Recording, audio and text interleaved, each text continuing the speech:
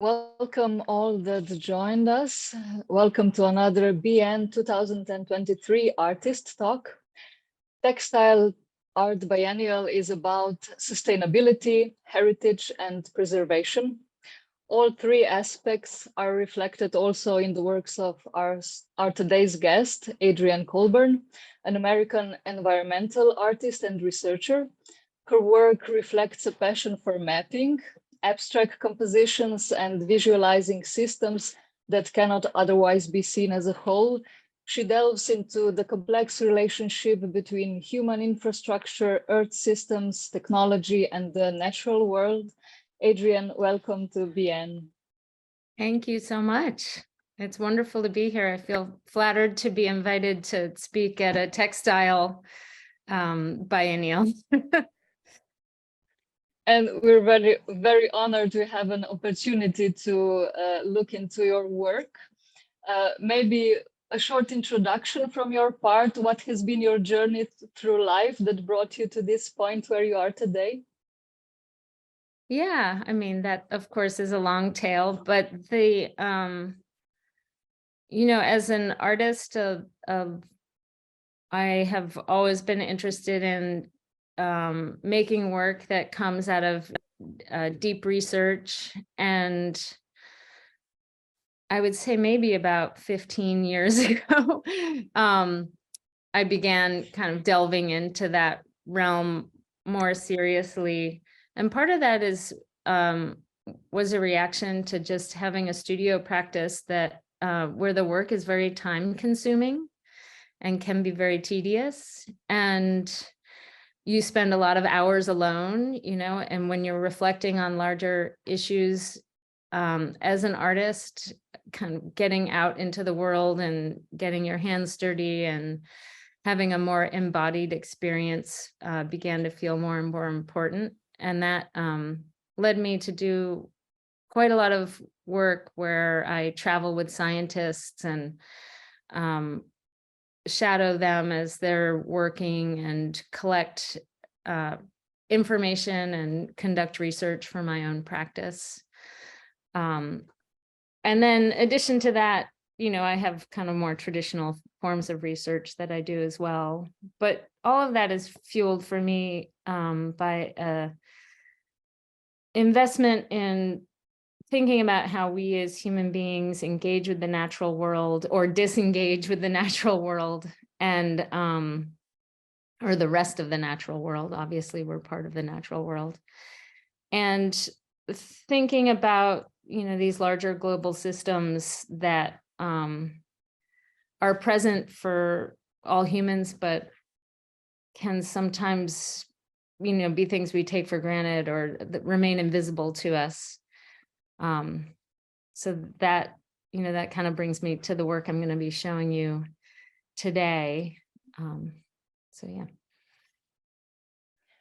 yeah, if I'm correct, you started in printmaking.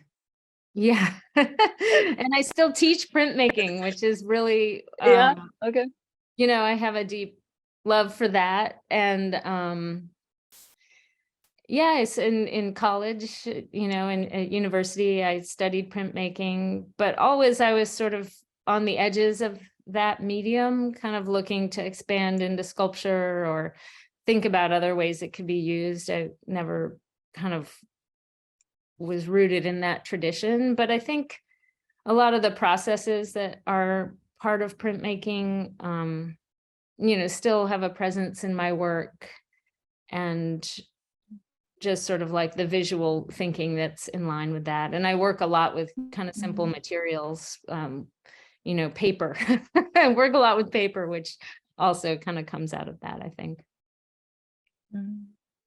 Okay, maybe you can start your presentation, and afterwards we talk a bit more. I'm sure a few questions will arise, and I also invite anyone that maybe would like to ask something to write down the questions, and we will convey them further. So Sure. Okay, I'm just gonna screen share here.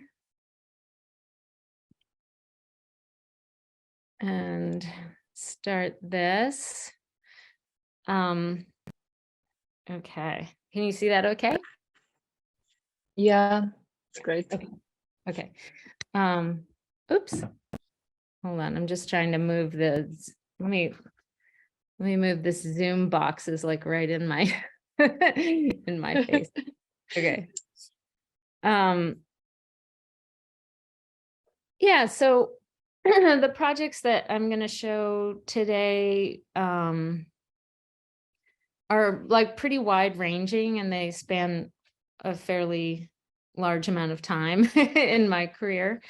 But I tried to choose things that, you know, show the ways that I've engaged with research and also worked, you know, considered environmental issues, but also considered materials in a more deep way, which I think is something that I have in common with a lot of textile artists, like thinking of materials and the roots of where things come from, and then also the embedded meanings that materials hold. So those are things that I feel like are interesting commonalities. I'm sure there's also lots of, you know, visual cross-section happening with my work and with textile art, but you know, I'll try to linger a little bit on those topics just to connect more deeply with what you're thinking about in this conference.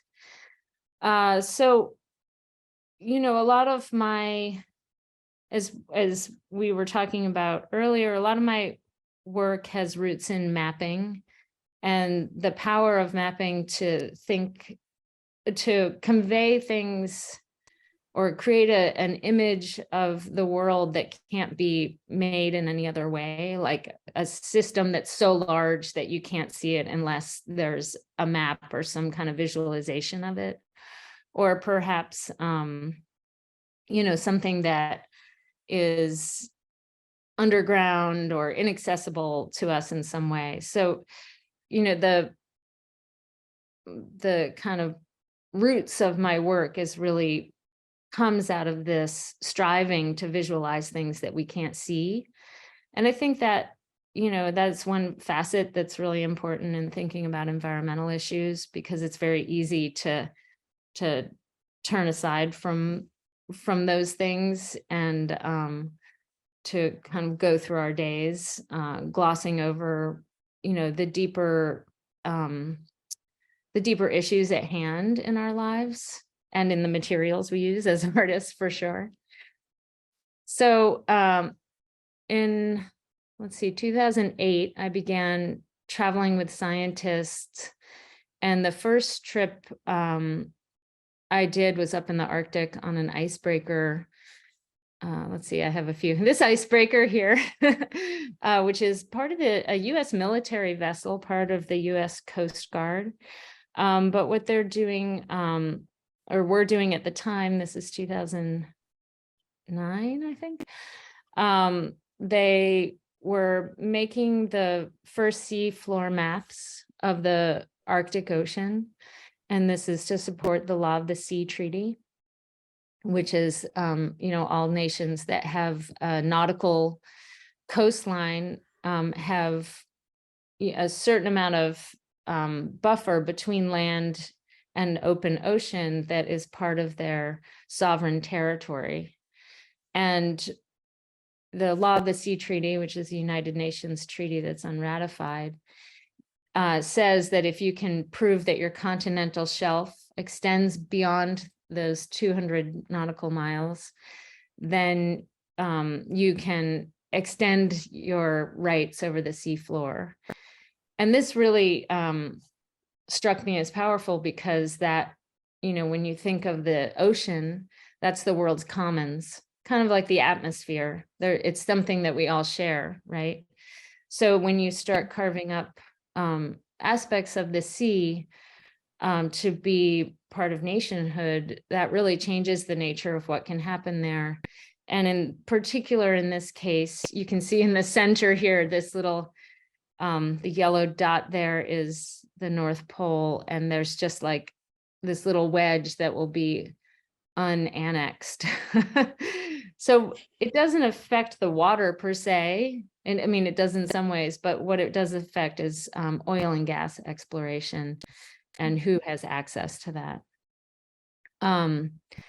So this is what those maps look like, which kind of captured my imagination and landed me on this icebreaker is, you know, this idea that, you know, one of the ways that we have dominion over the natural world or create territories out of space is by mapping them. Like that's the first avenue. So you can see this blue background was at the time at level of accuracy that the seafloor was mapped, and then this rainbow kind of mountain here is the more detailed mapping. So I spent some time doing that, about 4 weeks on board this icebreaker, working. I actually worked helping with the mapping, and then also some other scientists I've worked with were working with predictive modeling and thinking about how temperature would change in climate.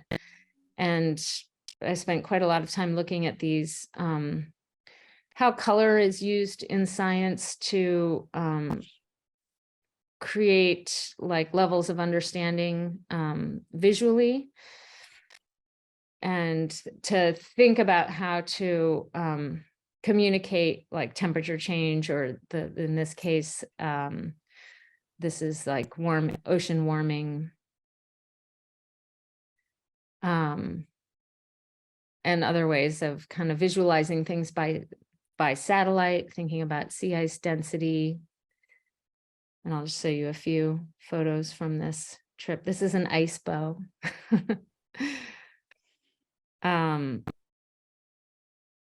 Gratuitous polar bear photo, because you can't talk about the Arctic without that. And this is kind of what the month looked like moving through this ice, creating these maps. And this is a geologist that was on board looking at the first samples taken of this part of the Arctic seafloor. And on the right, that's a close-up of that.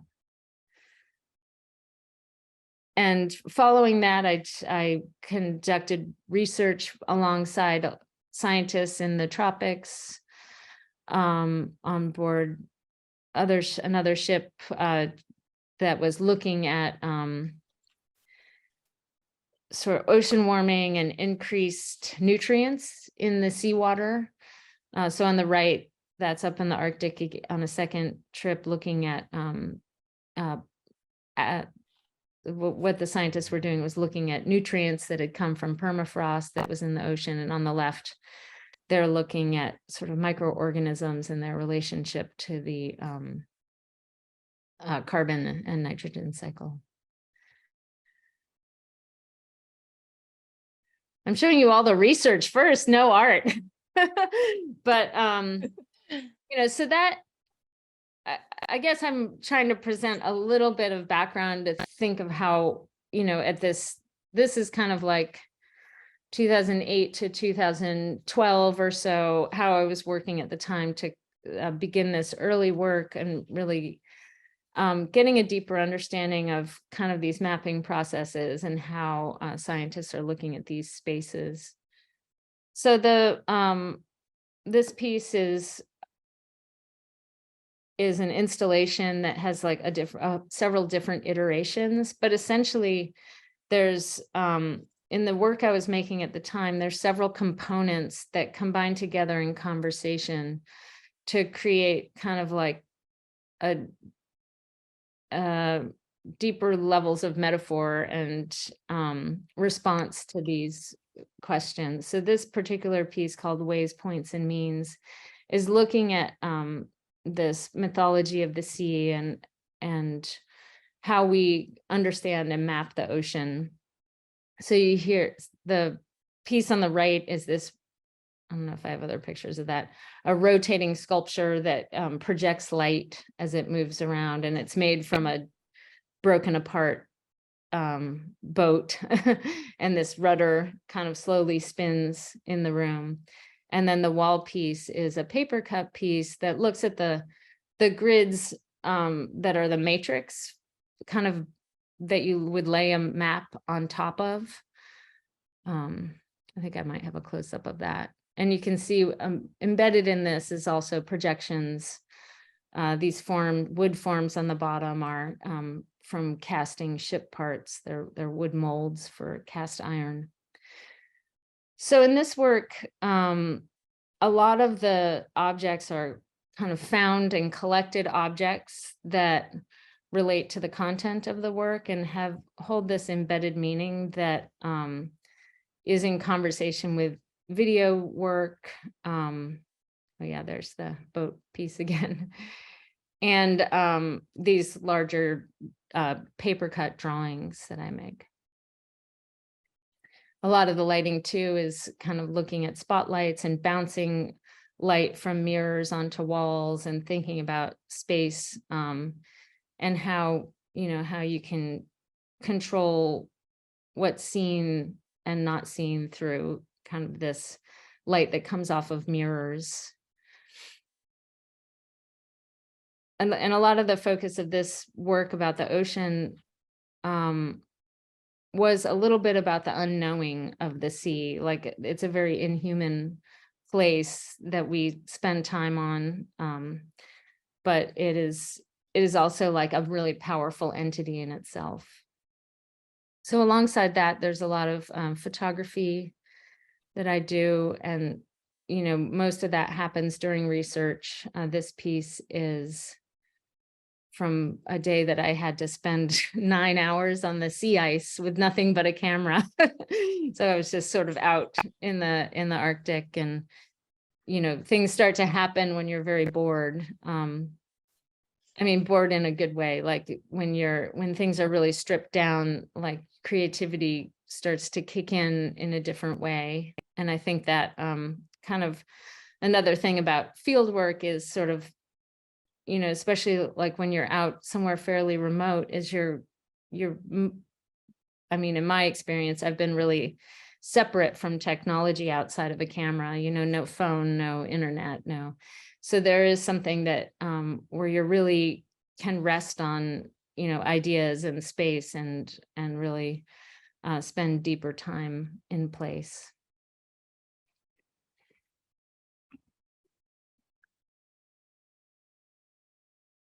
So within that, kind of traveling only with a camera, a lot of my work relies on photography and video as kind of its source material. And again, this is, I was from a expedition where I was on a boat for 3 weeks, being very seasick. But,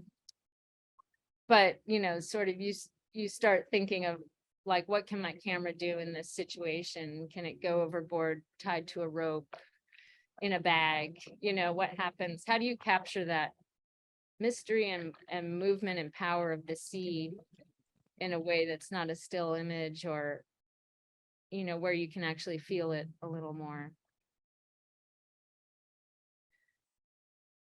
And I'll show you one more. This is a longer video, which you can actually see on my website, the whole thing, but I won't show you the whole thing. But it is, a piece I made up in the Arctic that I didn't edit until about 1 year ago, or 2 years ago. And it's just this slow breaking of ice. The sound for it is from recordings on the seafloor that a scientist up in the Arctic was leaving recording devices on the seafloor for 1 year at a time. And I was able to use some of those recordings for this audio for this video.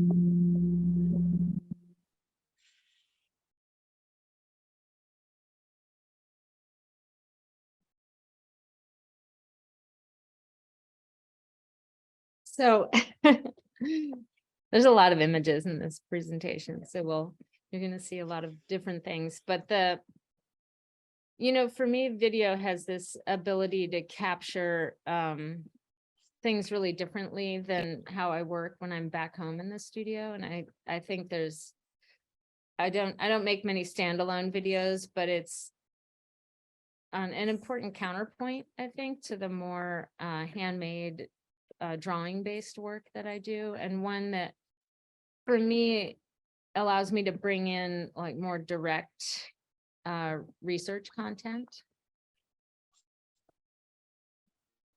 On the heels of spending time at sea and then the Arctic, and there was a little crossover here. I also was able to look at that, spend time in the tropics, in the Peruvian Amazon and in Central America.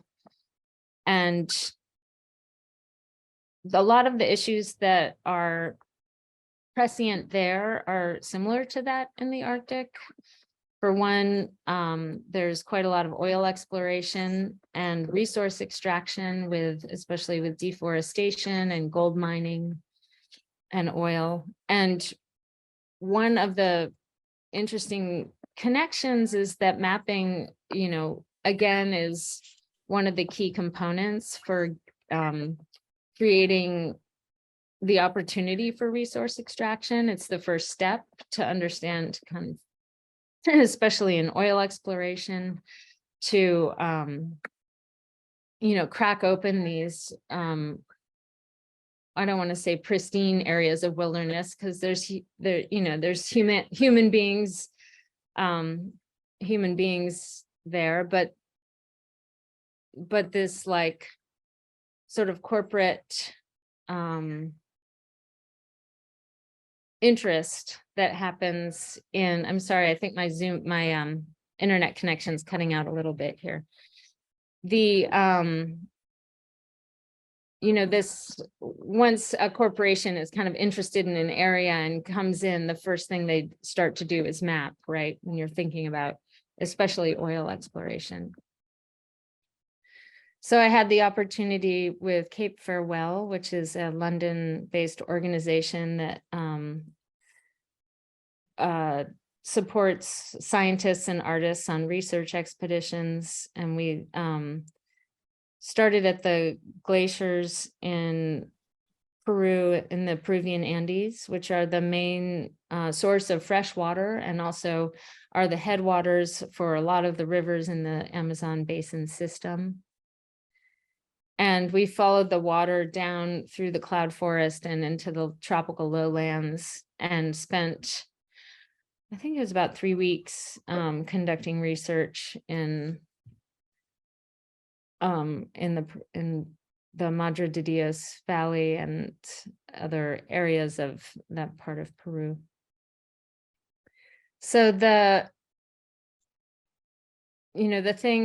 scientists that we were with were from the Environmental Change Institute at Oxford University, and they were studying the carbon system and looking at trying to assess how much carbon the trees in the forest held.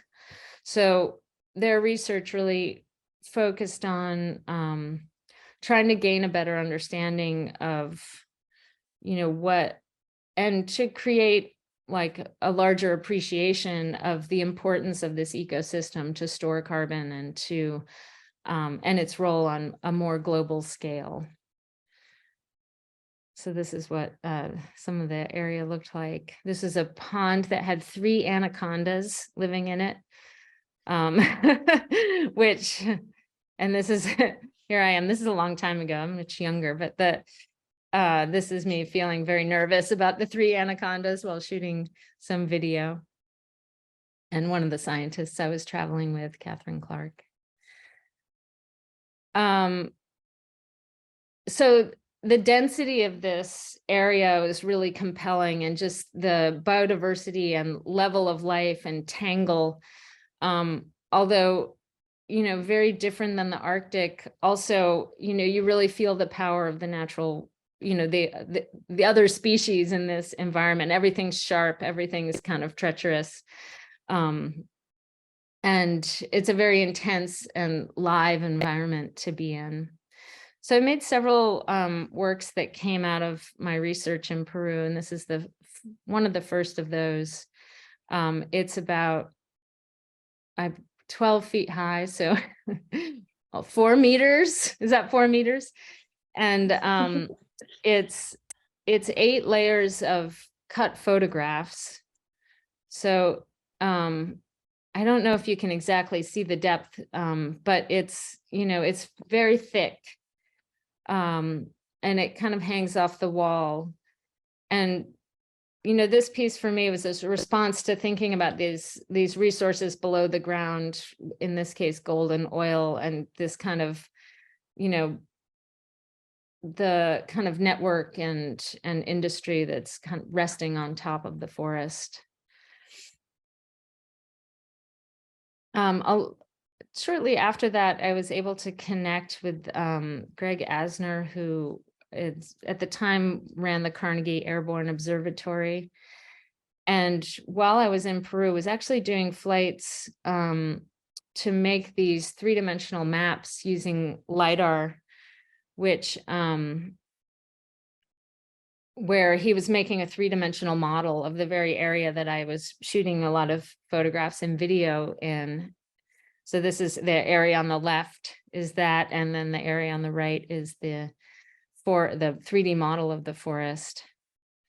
And you can see what some of I shot some photography on land in the model, in the same areas, to kind of see like, oh, what is this difference between this, a visualization of the space and then the actual place.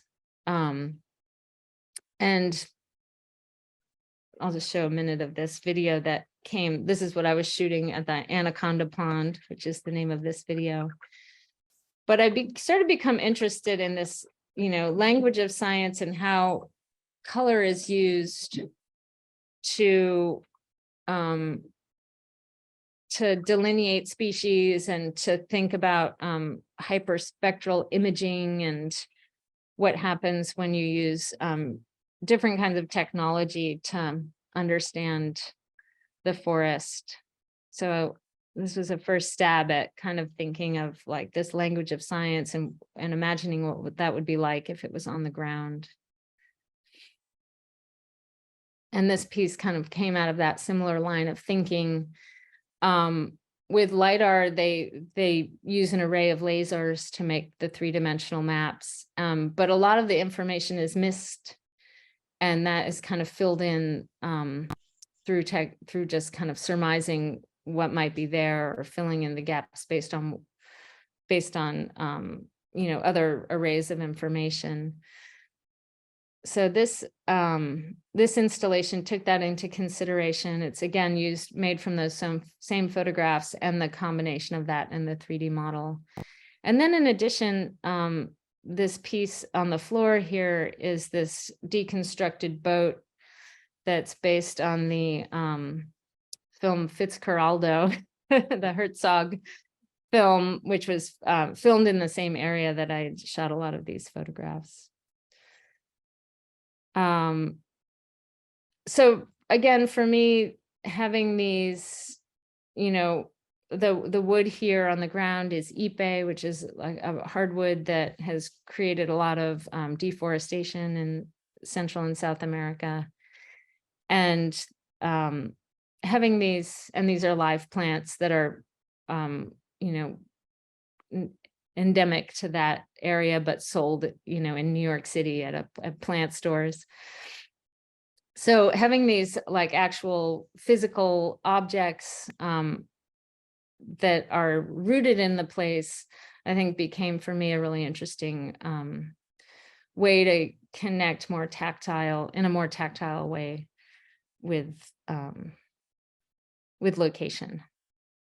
You can see what some of these images ended up looking like. Again, these are hand cut paper. That first installation was gigantic, but this piece has been installed in several different ways. Again, in conversation with different elements like drawing, mirrors, and video. There's the Anaconda Pond video there. And then there's several other works that kind of are in this series of pieces. This is a bench I made. Originally, it's from a mora tree, but originally it had been a bridge in French Guiana, and it had somehow made it into this reclaimed wood trade that circulates around the globe, especially for precious hardwoods. It was a lot of work to get it to look that soft. It was a lot of sanding. This is what the mora tree looks like. And then a second piece came out of that same bridge. I had two of these huge beams, which is this ladder. Okay, I'm moving slowly here, but I'm plodding along. So, you know, around that time, I had a baby. So that really changes, you know, that really changes how you work as an artist. And for me, spending a lot of time in the field just wasn't an option for several years. My kid is 7 now, so it's a little easier. But I started trying to think, well, how can I still think about some of these global issues, you know, where I'm not needing to be so much like in you know, the Amazon or up in the Arctic. So I got interested in these maps of trade and thinking about how things move around the globe, and thinking more deeply about materials and how, really just how crazy it is that, you know, you might have a mineral from one part of the world that you know, kind of makes it to the other part and then is in this kind of constant circulation. So how we as humans are kind of constantly circulating these raw materials for goods. Sometimes the goods are not all that interesting, you know. We might have like, I don't know, like here's my kid's Pokemon book. Like where did the materials for this come from? Like who knows? Like it's an object that is not of high value. It is to him, but so I started making these pieces that were really like a lot out of reclaimed wood and foraged things, and thinking about how, you know, how I could really strip down my materials and become more direct. So this is a map that is based on the reclaimed wood trade.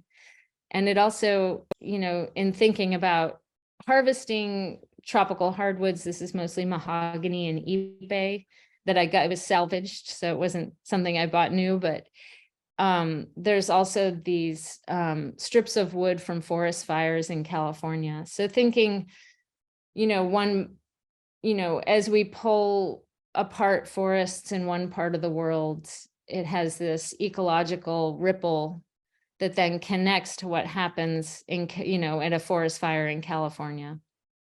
So trying to think more about connections.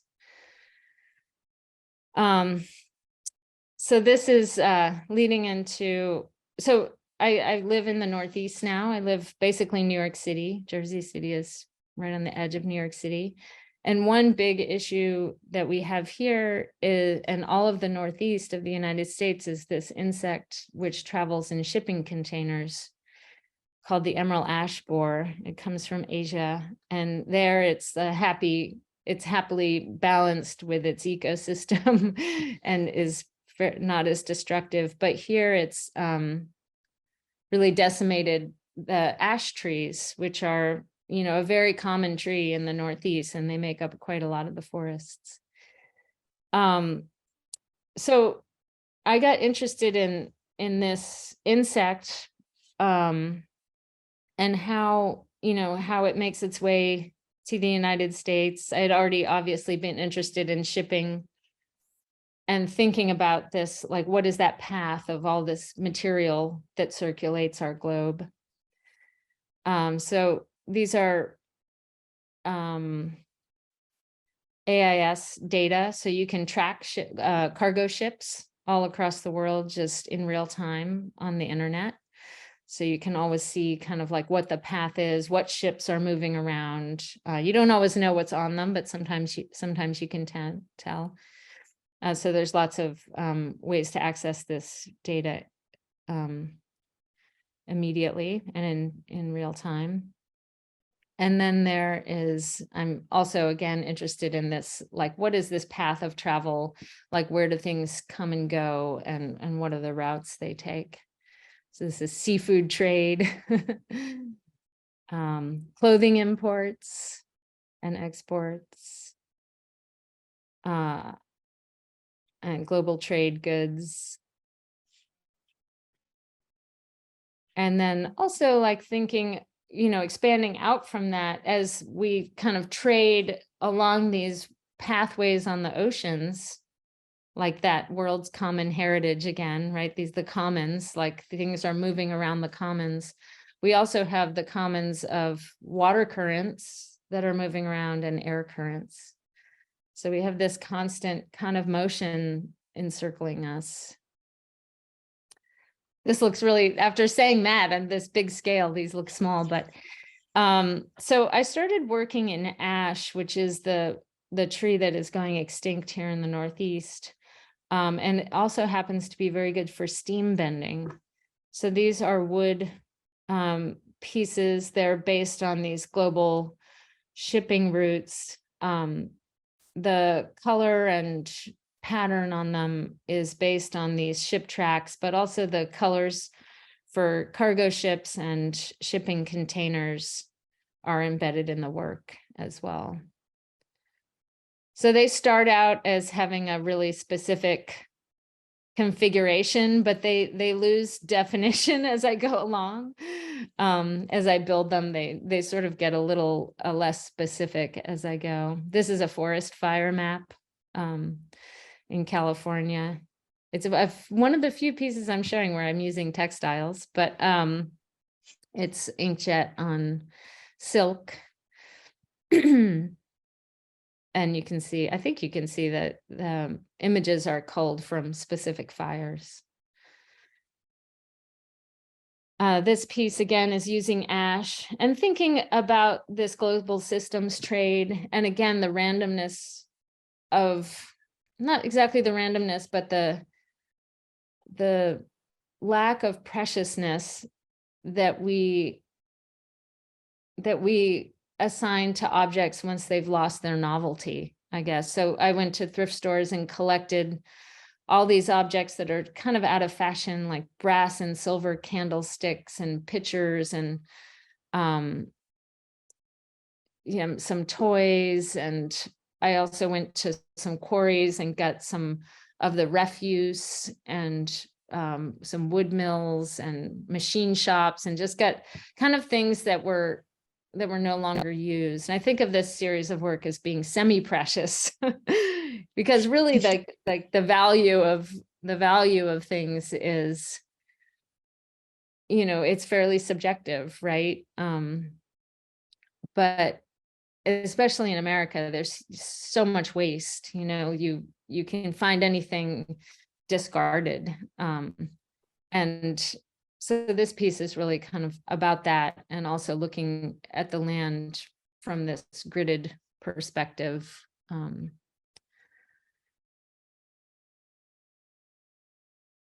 I think I'm going to kind of start zooming a little bit because I'm going a little late, but what I've been working on more recently is looking at looking at the atmosphere and thinking about how to visualize that. So I'm showing you some really recent research. And it's a little, it's unformed still. I'm still working on this. So, but I don't mind showing things in process. So I spent some time right when COVID hit. I was in Costa Rica with this team of scientists that's looking at a volcano. You can tell my kid's a little older, right? I'm back in the field. The volcano is emitting CO2. So this forest is a natural chamber of elevated carbon dioxide in a way that looks like what our future atmosphere is going to be, right? So the scientists are able to go to this area to study how a tropical forest will evolve alongside elevated CO2. But it's just because the volcano has been emitting this CO2 for, 1,000 years, right? So it's a pretty interesting, research. So during the pandemic, I was making drawings based on the photographs, as I was teaching online and doing all the things everybody was doing. This is really new work in a way. Like, this is actually a pretty recent drawing. So it's looking, there's a lot of collage elements in it. So it's kind of looking at the tropical forest as this place of dynamic density, of biodiversity, and then also, with these collage elements, which are kind of, I'm bringing in from different sources, I'm attempting to kind of build in other layers of content.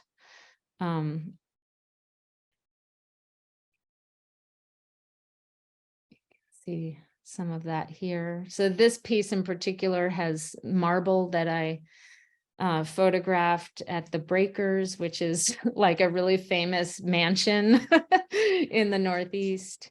And thinking again about kind of like how things are the interconnectedness of things, how kind of wealth in one area, has deep connections to climate, but also to, what might be happening in any other part of the globe. I mean, it's a very subtle connection here. And then the last project I'll show you is this work that I've been doing in the Permian Basin, which is the area that where the most of the oil and gas in the United States is produced. I've been actually working on this work for a long time, off and on. So one aspect of this series, this is actually a copper mine in the southwest of the United States, but one aspect is that, we're at a point in time when we have this very privileged ability to look at the world from above. Like, we can get an airplane, we can look down. It's only the last 100 years that we've been able to do that. But even more, startling is the ability to travel through Google Maps or Google Earth and look, have this access to the land that's really different than anything human beings have ever had. So I have a series of drawings I've been working on that are all from satellite imagery from NASA. This is one of those. It's about 2 meters wide, I guess, 2 or 3 meters. So this is an image of the Permian Basin from satellite. And then this is what it looks like on the ground. So thinking about, this difference between how we can see the scale of oil, and then what that looks like when you're experiencing it on the ground. So the first project I did there was, we ended up going in a small airplane because we couldn't see anything, and took several photographs. And the one thing you notice in this part of Texas, this was in Texas, is that everything around the oil seems kind of dead. Like, it's not, there's living things, but it seems like very desiccated. So for this piece, which I made in just 5 days, after, taking this airplane ride, I ended up, collaging all the photographs and then cutting everything out that seemed live or just seemed like it wasn't part of humanity. You can see what this looks like. This is all fracking. I've focused a lot on this wastewater pond. Fracking is a very water intensive industry in what is essentially a desert. So that a lot of the water use is destroying ecosystems there. And then most recently in the past year, I've spent a couple weeks out in that part of the world. Are these videos? No, these are photos. So I traveled with a scientist from Earthworks, which is a lobbying environmental nonprofit that lobbies for more regulation in the oil industry and mining. And they have these special cameras that are optical gas imaging cameras, and they're able to capture emissions that are illegally leaking from the oil industry that you can't see by the naked eye, right? So this is what those images look like.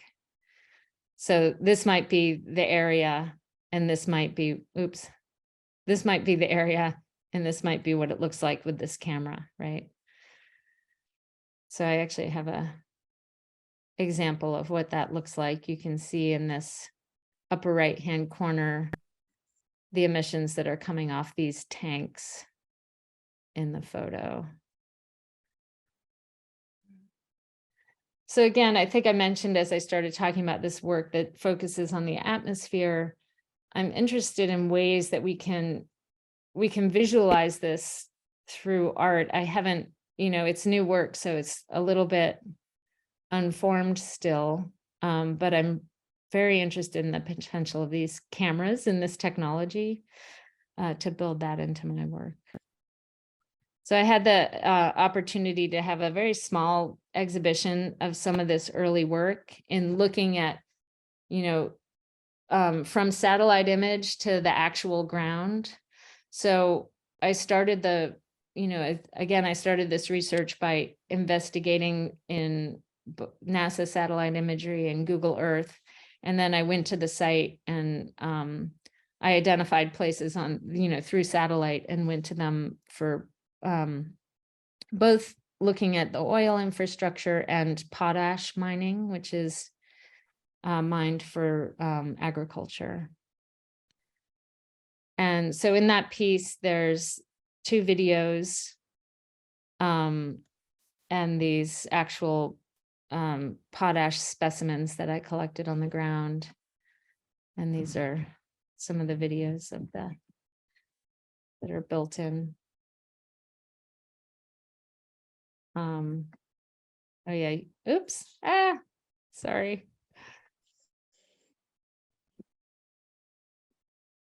Just trying to, yeah, you can see some of these flares. And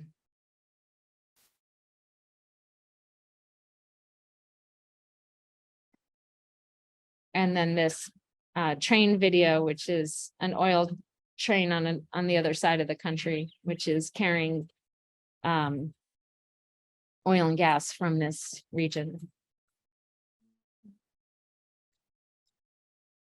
And some drawings, again, from satellite imagery. And lastly, this steam bent wood piece that's looking at the travel of oil and gas from that region, which a lot of which gets exported. And some of the oil gets exported and the gas stays largely within the United States. And then also thinking about, globally what happens when these emissions leave that area, sort of expanding out. So really the aim in this piece is to look, basic from the actual rock and thinking about like what comes out of the ground and how far that goes and the levels of the strata and levels of understanding that we view it through. I think I'll stop there. I have some other like public art stuff, but I think I'm running out of time, and I always put that last just in case I run out of time. I was a little slow in the beginning there, but I'd be. We can extend for a minute. There's no problem if you have the time. I was just wondering now, when you were showing these recent photos with the cameras that can detect the leakage, how does one feel when you're there on the ground and seeing this that naked eye cannot see, but the camera captures I can imagine it's not a pleasant feeling. No, it's How great. was I it mean, for you? yeah, it was really devastating, honestly, because I mean, you saw that area, the image from the air, like this one, right? So everywhere in this, so I spent time in West Texas and New Mexico, but it's all the same, you know, they're connected, right? It's the same region of oil of the oil industry. But I really had those photographs are from New Mexico. And what is so startling is it's so present, you know, everywhere you go, it's oil. And actually there's quite a lot of cattle kind of milling about the oil fields as well, which also uses, but all these things are very water intensive. So in this particular place that we were, you know, every place we pointed the camera, we saw emissions that were illegal, right? So it wasn't just that a few things were emitting, it was like almost all of them. And just to think, you know, to think about that scale, because this was just a small percentage of the oil rigs. I mean, it was deeply, I mean, it made me feel a bit hopeless, honestly, because it's not, in this area in Texas and New Mexico, it's not regulated. The oil industry is supposed to regulate themselves. In New Mexico, they have strong laws, but they don't have anyone following up on them. In Texas, it's, you know, there's not strong laws, as you may have heard, at least not to govern the oil industry. There are strong laws, but not around But oil. not in the right field. Yeah. Yes. I mean, and I will say, I spoke to an ecologist that's worked in this area for a long time, and he calls this area the sacrificial zone. It's like his term for describing the state of ecology there, because it's so toxic. I mean, first of all, the air is insane just to breathe it, you know, and horrible for the people living there, but also really devastating for the water, interruption of water and river systems, and, you know, just pollution in general. And so how do you go about then translating these horrible facts into beautiful pieces of art? I don't know. I mean, it's a good question. I'm trying to make things uglier. I mean, I think beauty, you know, when you think about beauty's complicated as an artist, because it is, I mean, and in beauty, I don't just mean like the beauty of a flower or something, you know, like beauty, like making something visually compelling is, you know, is in many ways the job of the artist. And that doesn't mean it has to be ornate. It could be very, very simple, but, you know, to bring people to look at something, you lure them in, right? In whatever vocabulary that is. And, you know, I think in some ways as artists, you develop a language over time, and you speak in that language. And I'm always attempting to interrupt my own language that I'm comfortable in, but you know, I go back to it. So I think it's really difficult. I think talking about, you know, in some ways, like journalists talk about these things in ways that are more direct. And as artists, you know, we aren't as rooted in the truth in a way, or it's a different type of truth, you know, we aren't as beholden to facts and presenting things in a straightforward way. And there'll be a portion of the population that responds or is more interested in that. Do you know what I mean? Yeah, because sometimes I have the feeling, regardless that journalists are talking very straightforward about it, Yeah.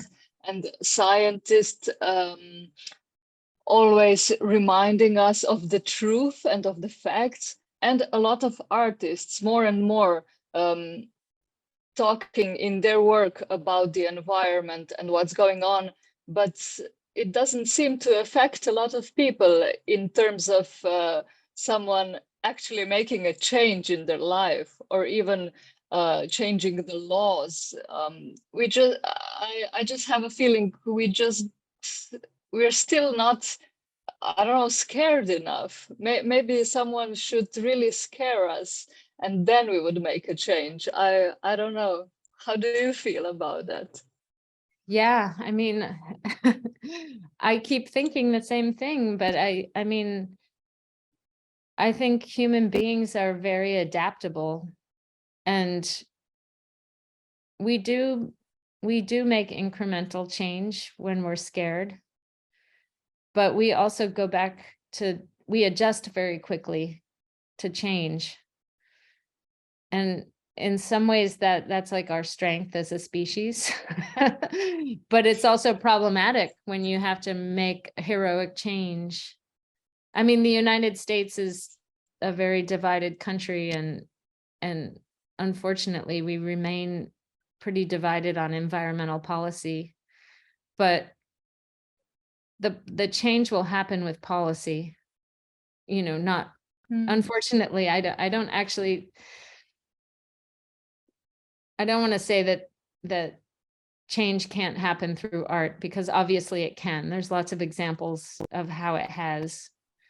But and I think it's important for artists to be thinking about the environment, to be making work about the environment, because the more we collectively as human beings are focused on climate and focused on, the environmental devastation we as a species have created, like the more fields that are just focused on that, the better, right? Because that accumulates to a larger change.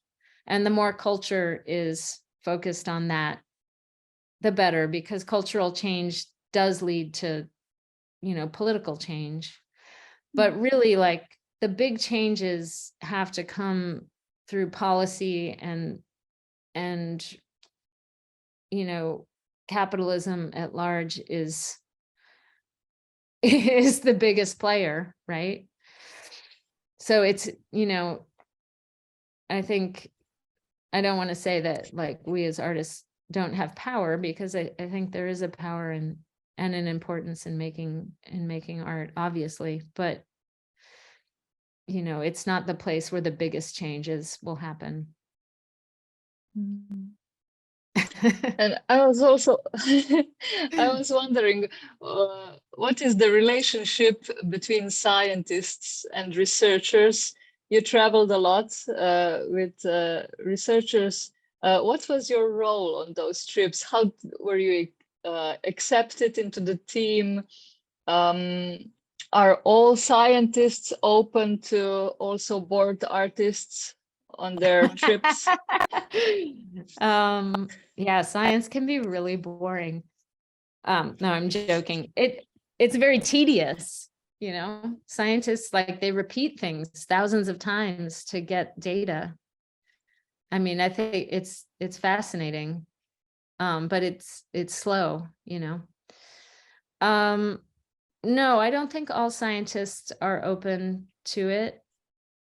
And, I've had really good luck at just asking the right people, but I've also been said no to a lot.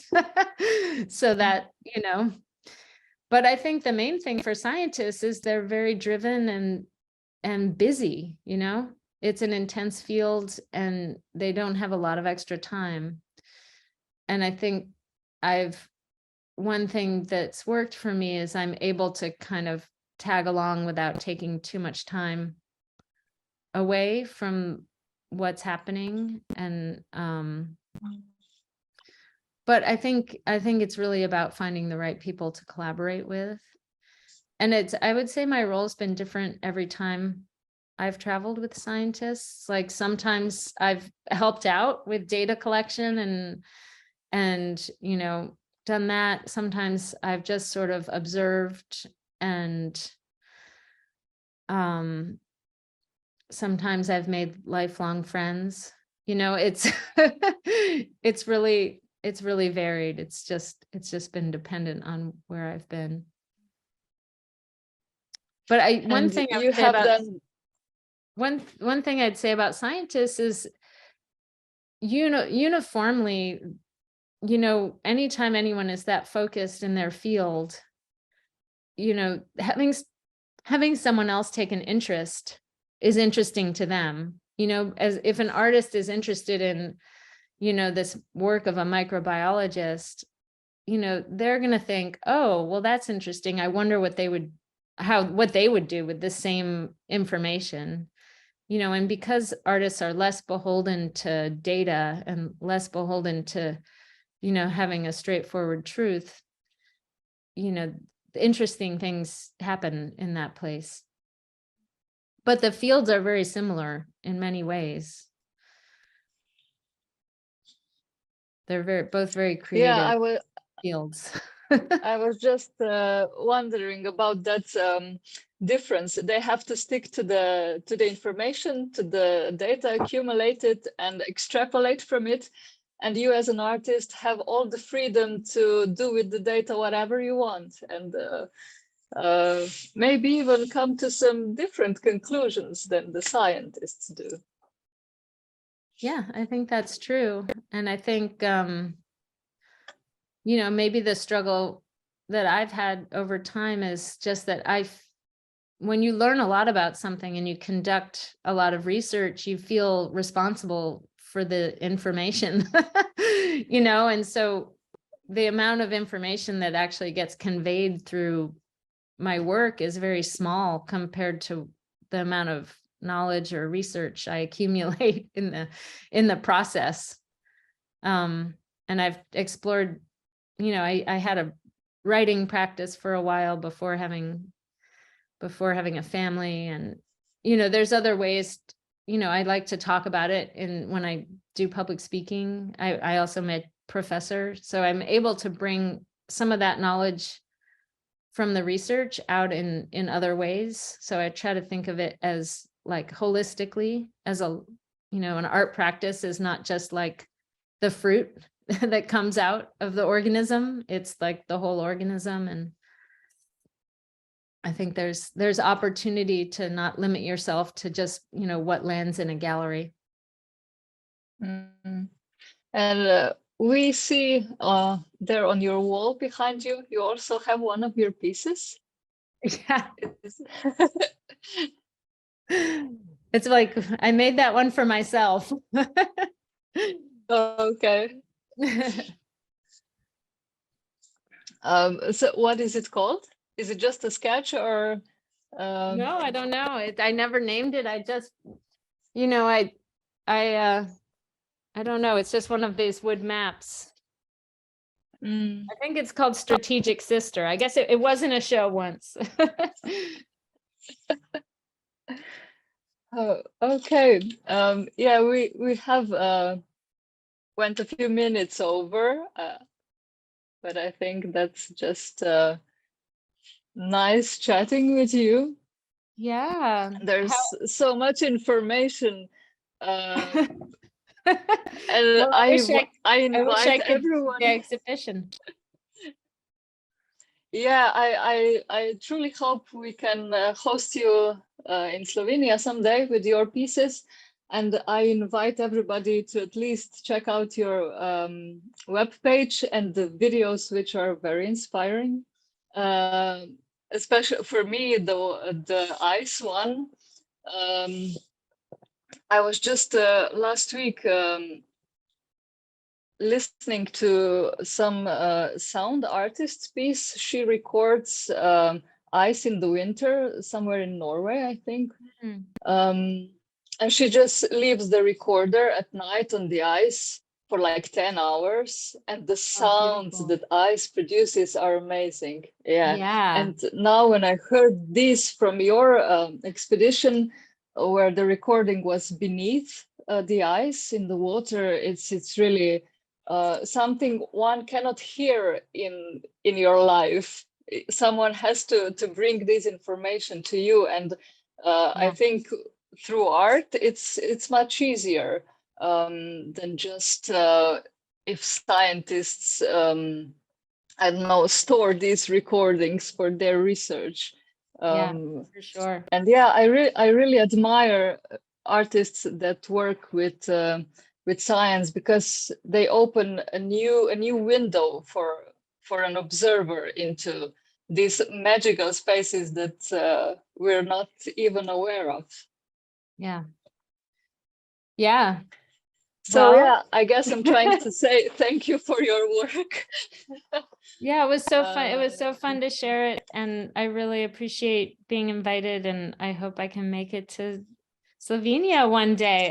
I've have many friends that have done projects there, and everything I've heard just makes it sound like a magical place. So hopefully we can connect. yeah. It's nice to hear that good words go around about Oh yeah, Slovenia. for So, sure. Adriane, thank you so much for talking to us. Have a nice the rest of the day, and thank you to all that joined us. And yeah, come to Bien, go see the exhibitions in Kranj, Jesenice, Škofja Loka, and Nova Gorica. Also, workshops are on, so just check out the webpage and join us. Thank you. Thank you so much. Enjoy the rest of your conference. Thanks.